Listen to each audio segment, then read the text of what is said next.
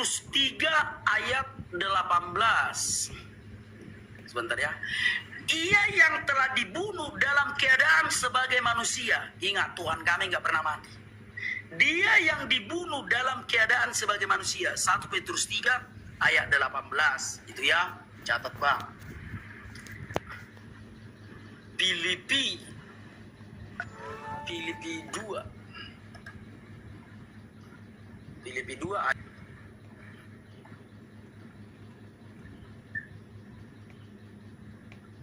6 dan 7. Yang walaupun dalam rupa Allah tidak menganggap kesetaraan dengan Allah itu sebagai milik yang harus dipertahankan, melainkan telah mengosongkan dirinya sendiri dan mengambil rupa seorang hamba dan menjadi sama dengan manusia. Dan dalam keadaan sebagai manusia, ia telah merendahkan dirinya dan taat sampai mati, bahkan sampai mati di kayu salib. Itu dalil kedua. Dalam keadaan sebagai manusia. Jadi yang mati itu adalah kemanusiaan Yesus. Tuhan tidak mati. Nah, kalau begitu apakah di dalam diri Yesus itu tidak ada Tuhan? Ada. Di dalam jasmani Yesus itu berdiam keilahiannya. Loh, kenapa mati di kayu salib? Kan dia yang menyerahkan roh keilahiannya itu. Setelah Yesus menyerahkan nyawanya, itulah roh keilahiannya itu ke surga, matilah tubuh ini. Ketika Yesus belum menyerahkan nyawanya ke surga, roh keilahiannya belum dia serahkan ke surga, udah dicambuk enggak mati, udah ditompak enggak mati, udah dipasang kawat berduri enggak mati. Mana bisa mati? Kenapa? Karena Tuhan berdiam di dalam dirinya. Barulah setelah dia menyerahkan nyawanya ke surga, matilah Yesus itu. Itu. Semoga kau paham. Silakan Rama. Oke. Nah, sekarang yang saya tanya, yang turun ke dalam kerajaan maut itu yang mana, Bang?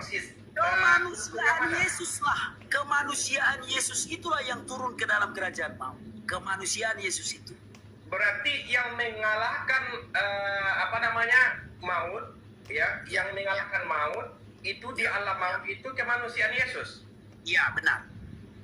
Nah, pertanyaan saya, Bang. Ya. Tadi kan di awal kita sudah sepakat bahwa kemanusiaan Yesus bukan Tuhan, betul? Karena kan menjadi manusia nih.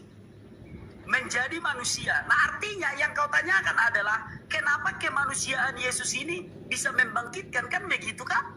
Nah, bukan itu. Oke, silakan. Nah, tadi kan Abang katakan bahwa yang mati itu kemanusiaannya, bukan sisi Tuhannya, betul? Ya. Yang turun ke dalam kerajaan maut dan menaklukkan maut itu sisi keilahiannya atau manusianya? Manusia dalam keadaan sebagai manusia. Oke. Menurut Bang Rudi, keadaan manusia, posisi manusia, Yesus sebagai manusia yang pada saat 3 hari sebagai bangkai, mohon maaf ya Bang ya, kalau kita bahas itu bangkai, karena itu kan bangkai artinya sesuatu yang sudah mati di dalam kubur. Nah, apakah kemanusiaan Yesus selama 3 hari di dalam kubur itu memiliki kuasa? Memiliki kuasa. Mayat berkuasa? Berkuasa. Kenapa? Karena tubuh Yesus itu bukan dari laki-laki dan perempuan. Makanya tubuh Yesus itu berkuasa sekalipun dia manusia. Berkuasa karena tubuhnya itu nggak kayak tubuh kita. Kenapa? Karena tubuhnya itu adalah firman yang menjadi manusia. Itu Bang Rahmat. Sumbernya itu berbeda. Gini Bang Rahmat. Kalau kita mati, sudah arwah kita keluar dari tubuh ini. Kita berkuasa. Kenapa tubuh kita ini berasal dari bapak dan mama kita? Mana ada kuasanya? Lah, tubuh Yesus kok berkuasa? Apa bedanya? Karena tubuh Yesus itu adalah firman yang menjadi manusia, bukan hasil dari laki-laki dan perempuan.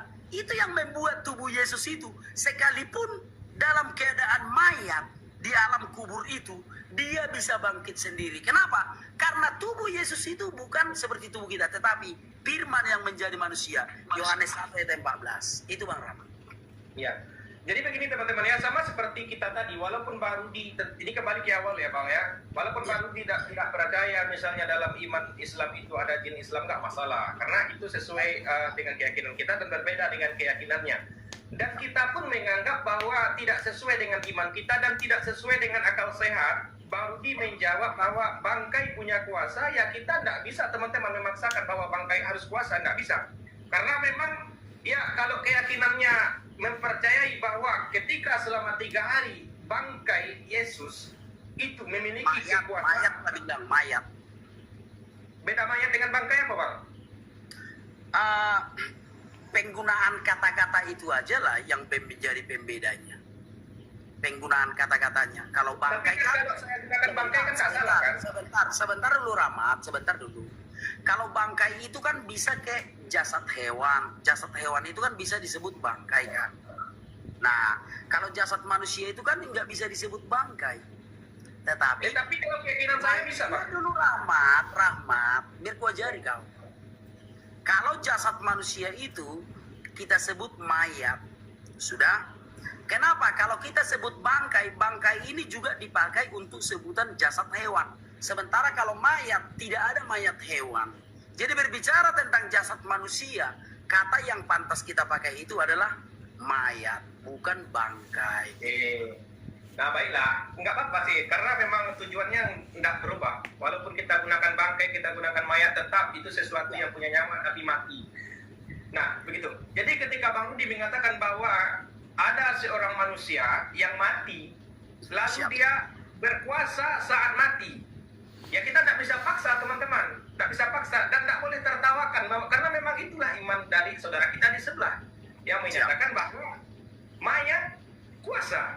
Walaupun bertentangan dengan akal sehat, ya gimana lagi ya Bang, ya harus imani karena memang itu yang tertulis, begitu kan? Ya. Iya benar. Kan begitu. Kan udah jawab tadi. Kenapa kalau Bang Rahmat mati, mayat Bang Rahmat itu nggak berkuasa? Kenapa? Uang mayat Bang Rahmat itu berasal dari laki-laki dan perempuan. Paling jadi busuk kan? Pasti busuk jadi tanah. Masukkanlah mayat Bang Rahmat. Atau nggak usah Bang Rahmat deh, adalah orang lain mati nih. Sudah, kuburkanlah mayatnya itu di tanah itu. 5 tahun busuk. Berbeda dengan mayat Yesus. Mayat Yesus nggak bisa busuk, malah bangkit. Nah kenapa berbeda? Ya karena sumbernya berbeda. Mayat manusia yang busuk itu karena berasal dari laki-laki dan perempuan, berasal dari debu tanah. Sementara mayat Yesus adalah firman yang menjadi manusia. Itu perbedaannya. Yohanes 1 ayat 18 ini ya, aku bukakan ya Bang. Yohanes 1 ayat 15. Ayat 14 ini. Firman itu telah menjadi manusia. Ingat itu, firman itu telah menjadi manusia. Jadi bukan sperma yang bertemu dengan ovum. Laki-laki melakukan perkawinan dengan perempuan, maka sperma keluar dari laki-laki, disambut oleh ovum dari perempuan, jadilah janin. Maka kalau ini pasti busuk di dalam tanah, karena berasal dari manusia. Tetapi jasad Yesus tidak akan busuk, harus bangkit. Kenapa? Karena jasad Yesus adalah firman yang telah menjadi manusia. Itu perbedaannya. Itu Bang Rahmat. Jadi menurut Bang Rudi kan sekarang Yesus sudah bangkit dan berada di surga, betul kan? Nah, ya. Itu daging Yesus ada nggak sekarang di surga? Tidak ada, sudah seperti semula. Firman itu telah menjadi manusia. Jadi firman, esensi Allah, wujud Allah telah menjadi manusia. Setelah pekerjaannya selesai menjadi manusia, kembali ke surga, tidak ada lagi darah dan daging itu. Jadi sekarang darah dan daging Yesus itu sekarang di mana itu? Namanya ialah kembali menjadi firman. Namanya ialah firman Allah. Ini dalilnya ya. Oh, jadi maksudnya gini tiba-tiba hilang aja gitu. Darah dan dagingnya tiba-tiba naik ke surga. Ya. Ketika dia naik ke surga. Sebentar ya. Oh. Jadi Yesus sekarang bukan manusia lagi, Bang.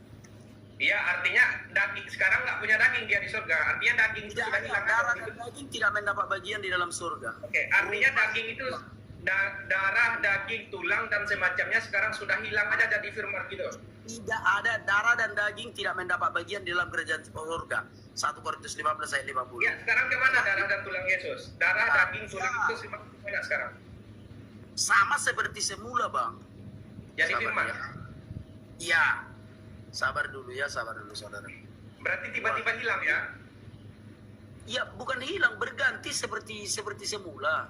Ya berarti kan kalau berganti hilang tuh nggak kelihatan lagi darah dan dagingnya. Ya, benar. Oh iya iya iya.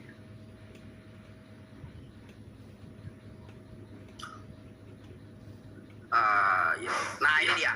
Wahyu 19 ayat 12 dan 13 itu bang.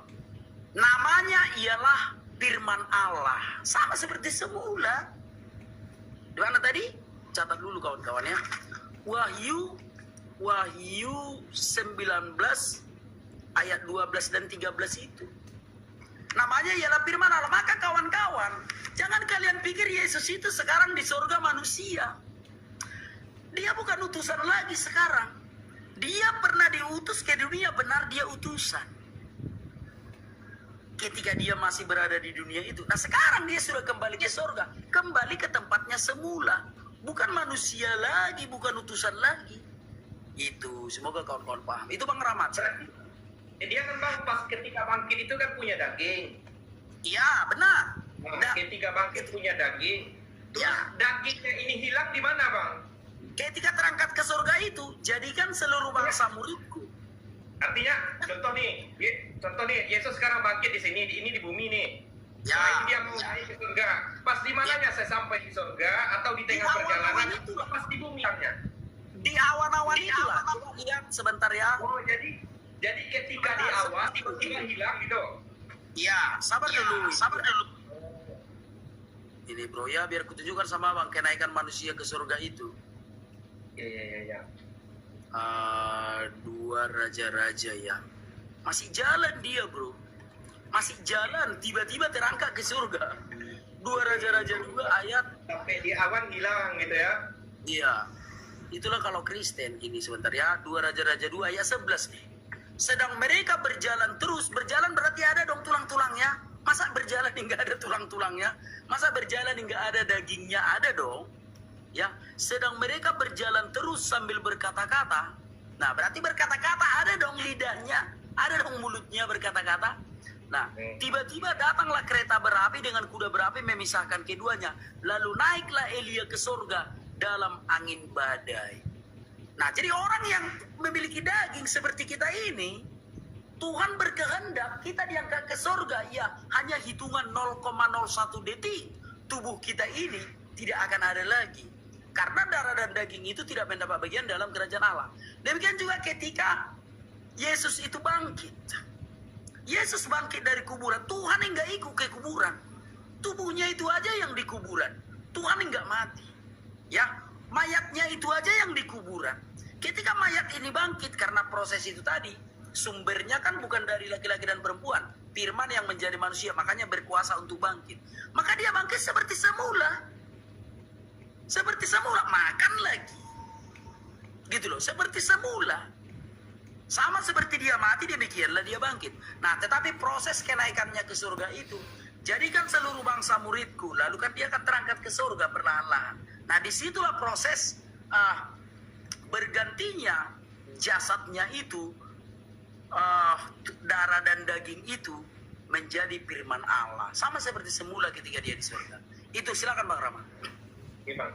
Jadi ketika tiba di awan-awan, daging, darah, tulang tadi tiba-tiba boleh dikatakan habis gitu Bang ya. Kemudian jadi firman gitu, nggak kembali ke tanah atau apapun itu nggak kembali ke tanah. Tidak kembali ke tanah. Karena bukan berasal dari debu tanah kan. Kejadian 3 ayat 19 itu kan.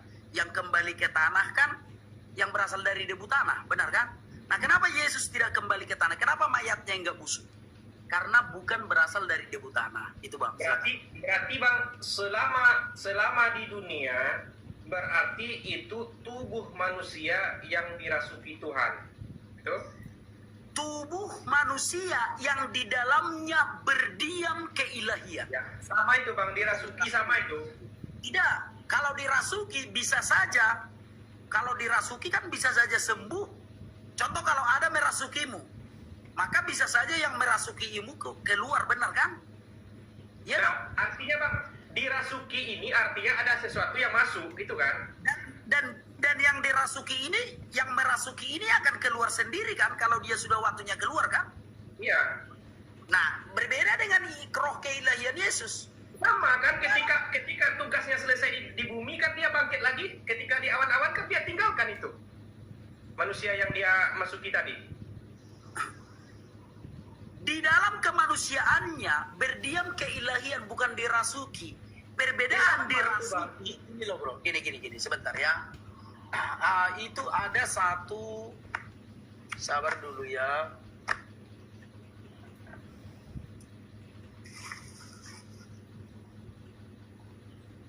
Sabar. Yang paham aku yang kau sampaikan. Ya, Bang. Seperti yang Anda bilang tadi, sampai jam 5 pun nggak apa-apa. Sabar ya. Ada buku khusus untuk membahas itu, Bang. Sebentar ya. Iya. Bang, santai aja, Bang, minum dulu. Kalau aku adanya air putih, Bang. Kalau Abang kalau ada tuak nggak apa-apa. Kan kalau yang sama Bang nggak. Jadi kenapa aku agak menyangkal bahwa di dalam tubuh Yesus itu dirasuki Tuhan? Karena aku mempunyai satu disiplin ilmu tentang kerasukan itu. Ini bukunya dia, Bang. Coba baca dulu judulnya, bisa? Apa tuh? Bisa? Apa Ya, itu? Bisa? Tuhan. Oh, kerasukan Tuhan. Iya. Kerasukan. Jadi ada ilmunya. Jadi Yesus itu bukan dirasuki roh Tuhan, bukan. Gitu. Jadi berbeda antara kerasukan dengan berdiam di dalamnya. Kalau kerasukan itu, contoh nih, ada satu roh merasuki Bang Rahmat. Bisa saja roh ini akan keluar dari Bang Rahmat. Gitu loh, entah sebulan abang dirasuki atau 1 hari abang dirasuki, bisa. Nah, itu Bang, pertanyaan saya, ketika Yesus dikubur, rohnya keluar nggak? Yesus kan yang menyerahkannya, bukan roh Ya, itu dia yang keluar keluar nggak? sendiri. Ya, artinya keluar.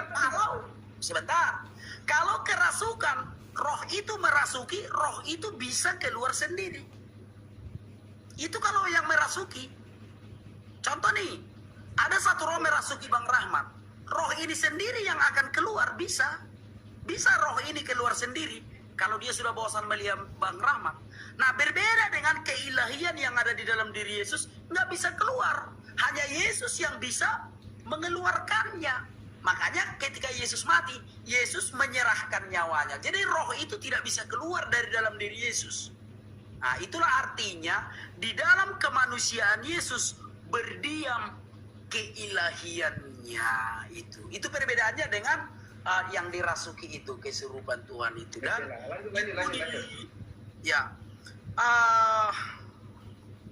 mungkin ini bukan karya terbaik ya. Artinya masih banyak buku-buku yang menjelaskan tentang hal itu. Tetapi inilah salah satunya kenapa aku menyangkal, karena aku mempunyai disiplin ilmu tentang itu, gitu Bang. Dan ini sudah kutunjukkan tadi, inilah judulnya Kesurupan Tuhan. Itu Bang, silakan Bang, berikutnya. Nah ini Bang, ini kan berbicara tentang Yesus ke surga ya, tentang Yesus ke surga. Saya ada baca di Kisah Para Rasul 755 Bang, KPA 755. Ya. Sebentar ya, Stefan.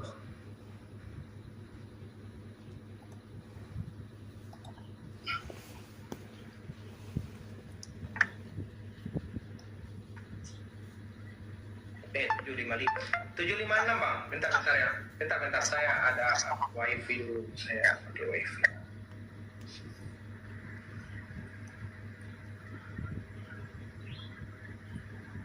Silakan.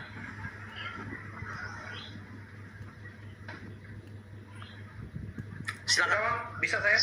Ada jaringannya? Silakan. Oke. Bentar ya. Ini. Ya. Nah ini Bang.